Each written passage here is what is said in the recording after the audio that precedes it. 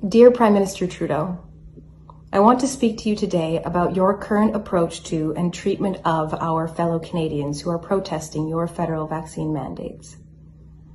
They have asked to meet with you, Prime Minister. Medical experts, top scientists, doctors, nurses, parents, grandparents, intelligent, loving, concerned citizens. Why won't you sit with them? If you are so convinced of your own reasons for the mandates, sit down and walk the leaders of a group of 2.3 million protesters across the country who represent many millions more across the nation and explain it to them. And ask them to listen with open hearts and minds. And then reciprocate.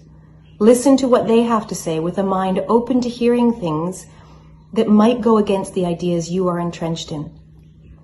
Maybe there are solutions that could bring Canadians together right now that you have not considered. You unify people by finding solutions together, not by vilifying those who say there is a better way. What we need right now from our leadership is unification, and that requires being willing to see, recognize, and hear from the people sitting out in the cold at your door.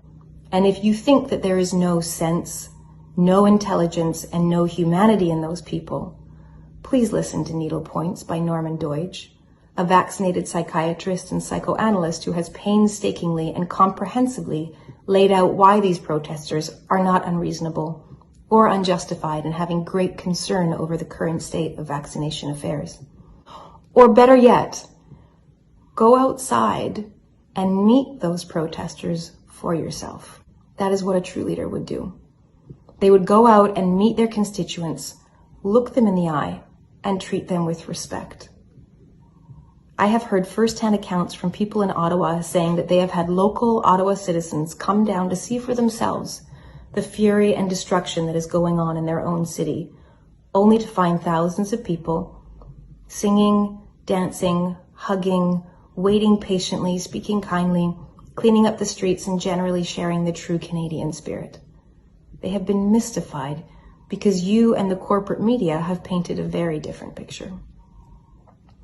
You as a group have gone from ignoring these protesters to dismissing them as a fringe minority, to smearing them as racist and misogynistic, to now attacking them as terrorists.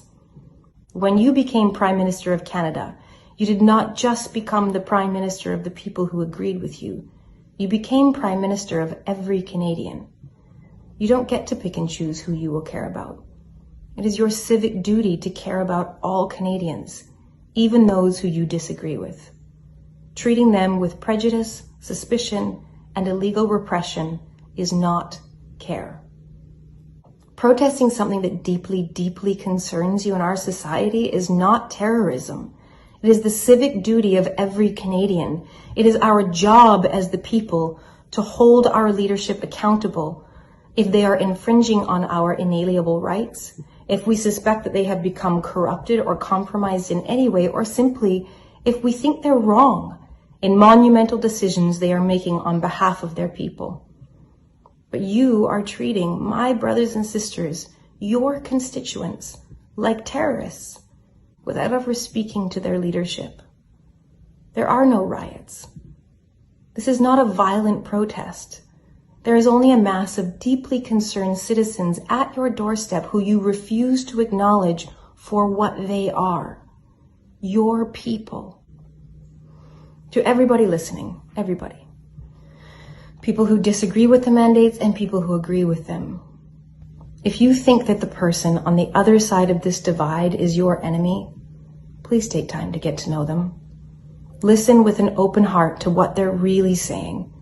And remember that we're all humans who get scared and feel pain, and most of us are just trying our best to build the brightest future for the next generation and the happiest, most fulfilling, most peaceful and healthy today. Don't let the press brainwash you into division and hatred. The antidote to prejudice is knowledge. Because of the algorithmic way your Google searches are filled, it can be very hard to find good information on the other side. Ask someone you know. If you could share 5 things with me that would explain your point of view, what would they be? I want to listen to them.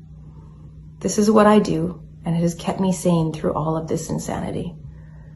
Listening is the only way out of the ideological mess the media has broiled us all into.